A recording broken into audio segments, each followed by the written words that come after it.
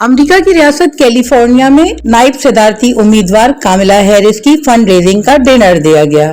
یہ fundraising dinner Joe Biden اور Donald Trump کے درمیان صدارتی مباحثے سے ایک روز پہلے ہوا تھا۔ Pakistani American Democrat doctor Asif Mahmood کے بریڈ بری مینشن میں منعقد اس تقریب میں یہ ضرور ہے کہ موجود زیادہ تر افراد فکر مند تھے کہ شاید بائیڈن اچھا پرفارم نہ کر سکیں۔ اس کی دو وجوہات تھیں۔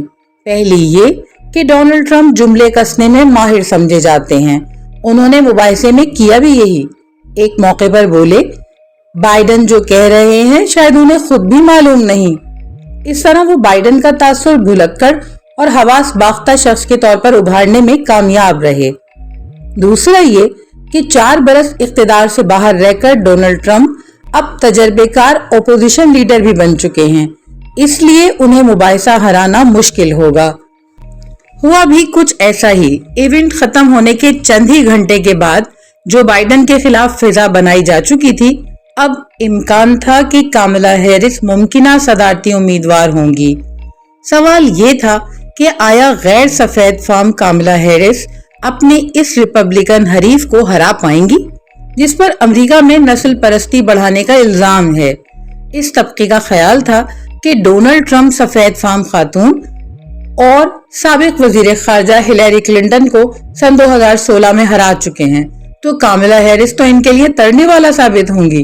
امریکہ کے سابق صدر براک اوباما تو سرعام یہ تسلیم کر چکے ہیں کہ ابھی تک انہوں نے کاملا ہیرس کی انتخابی مہم میں وہ جان ہی نہیں دیکھی جو بطور سیاہ فام صدارتی امیدوار خود ان کے دور میں تھی۔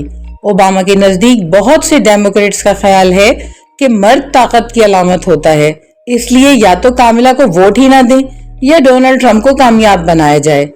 اسی لیے ایک حلقے کا خیال یہ بھی تھا کہ کاملا ہیرس کی جگہ ایسی مرد شخصیت سامنے لائی جائے جو ڈونلڈ ٹرمپ کو منہ توڑ جواب دے سکے، کچا چٹھا سامنے لانے میں دبنگ ہو اور اس کا ثابت شدہ ریکارڈ بھی ہو۔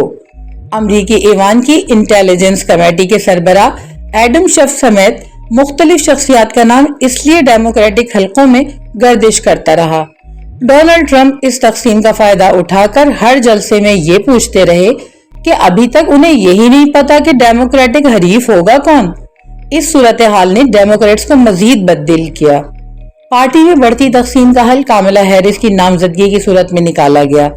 ڈیموکریٹک پارٹی کی سرکردہ رہنما سر جوڑ کر بیٹھے کاملا کے مخالفین کو خاموش رہنے کا مشورہ دیا اور پھر ڈیموکریٹک نیشنل کنونشن سے پہلے تمام ڈیموکریٹ ڈیلیگیٹ سے ای میل پر رائے لی گئی کہ ان کے نزدیک صدارتی امیدوار کسے بنایا جائے۔ قرعہ فال کاملا ہیرس ہی کے نام نکلا۔ ویسے بھی بطور نائب صدر انہی کا پہلا حق تھا۔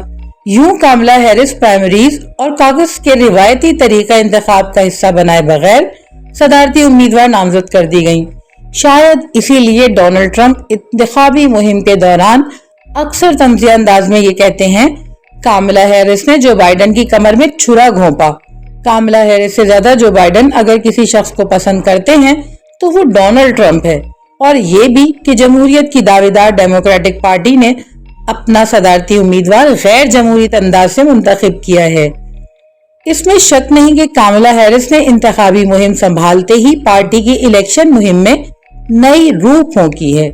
معیشت، صحت، اسقاط حمل، امیگریشن جیسے بنیادی ایشوز پر توجہ مرکوز کر کے انہوں نے مڈل کلاس خواتین اور طلباء کی توجہ اپنی جانب مبذول کرنے کی ہر ممکن کوشش کی ہے۔ یہ الگ بات ہے کہ اس کے لیے وہ بطور نائب صدر اقدامات سے زیادہ ماضی کی مثالیں دیتی نظر آتی ہیں۔ روبینہ ظفر، پرزم نیوز۔